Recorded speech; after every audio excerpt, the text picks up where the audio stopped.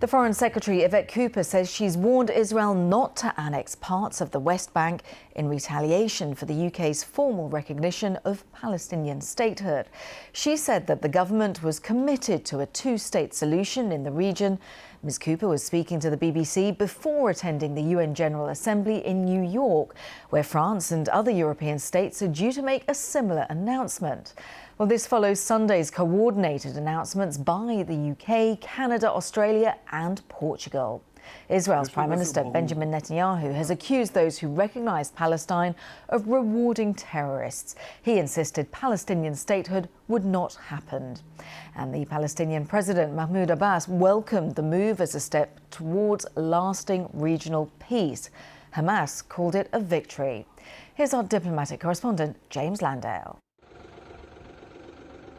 The West Bank, East Jerusalem and Gaza may be occupied Palestinian territories, but do they form a state? Yesterday, Britain, Canada and Australia said they did. And at the United Nations today, France and several other European nations will follow suit and make similar declarations. This is very much a joint effort. Western countries coming together to try to maximise the impact, to send a signal to Israel and its allies that they believe international opinion on this is only heading in one direction. The Foreign Secretary told us the UK had taken a moral decision to challenge the idea there could never be a Palestinian state. That is doing what extremists on all sides want, which is abandoning any prospect of a two-state solution, that it is incumbent on us now to revive the whole vision, the purpose of a two-state solution. How concerned are you about the risk of Israel using this as a pretext to start annexing parts of the West Bank? We have been clear, and I have been clear to the Israeli Foreign Minister, we have been clear to the Israeli government that they must not do that. The idea that Gaza, devastated by war, and the West Bank, filled with Israeli settlements, could form a single state might seem a distant prospect. And Israel's Prime Minister Benjamin Netanyahu said it would never happen, saying a Palestinian state would be a terror state. But the man leading the UN's aid agency in Gaza told us a Palestinian state was possible, only if there was a ceasefire. The declaration is not enough. The declaration are words for the time being. Now we have to walk the talk.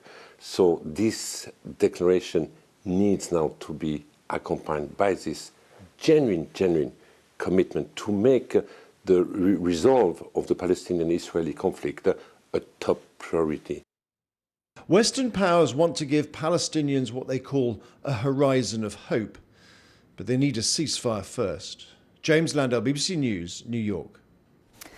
Well, we're going to discuss all those points with a number of guests throughout the day. Firstly, we're going to cross over to speak to our Gaza correspondent, Rushdie Abu-Alouf, who joins us from Istanbul. And Rushdie, although this has been welcomed by Mahmoud Abbas, obviously there are concerns that Israel remains opposed to a two-state solution. The Israeli government, the hard line within that government, and there are those threats of retaliation through more annexations of parts of the occupied West Bank.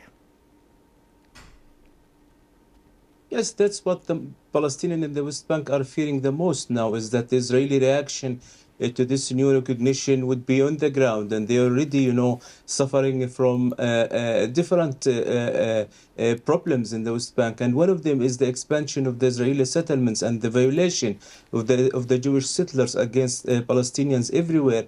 And the Palestinians were talking about it, very long debate in the social media about this. The people in the West Bank fear that this would push Israel to annex the part of the West Bank. The people in East Jerusalem believe that this move would push Israel to tighten more the security grip on the people in the West Bank. But most important, the people in Gaza, who believe that this step is welcomed, because they have been dreaming for 70 years, over 70 years, to have their Palestinian state. And any country is recognizing their right to have their state is welcomed. But they said, unless this move is stopping what they are living and what they are describing as the hell in Gaza, this is very late step.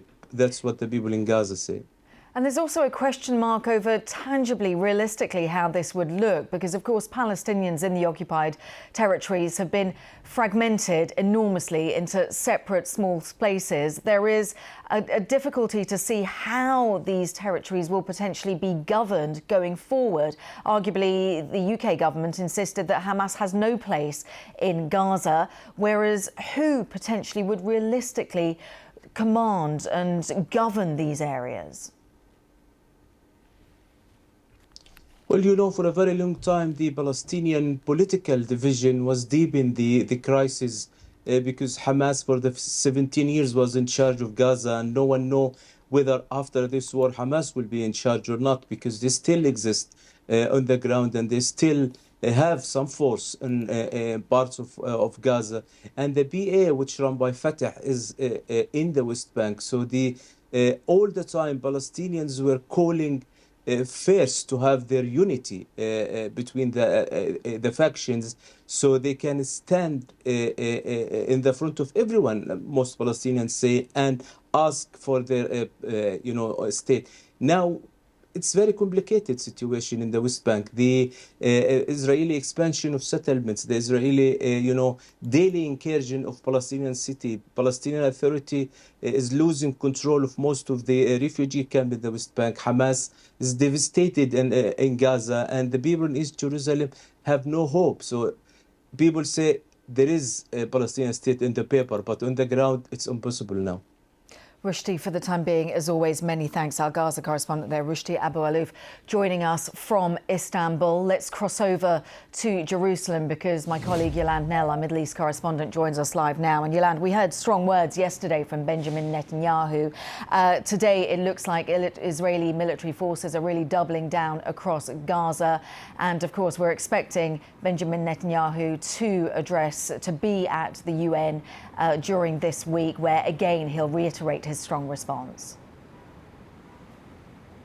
That's right. What we've had so far from Israeli leaders has been a very defiant, angry response. And you can see why Palestinians, and actually in Bethlehem in the West Bank today, people are worried about the backlash of all of this, as much as they might broadly welcome the moves towards recognition. So what the Prime Minister of Israel has said already, he said that there will be no Palestinian state west of the Jordan River. That's in the land that I'm on at the moment. He's pledged to continue expanding Israeli settlements on land that Palestinians want for a state of their own. And just around Bethlehem, you can see more and more of these little outposts that have popped up in the 2 years that the Gaza war has been on, while world attention has really been very distracted from here.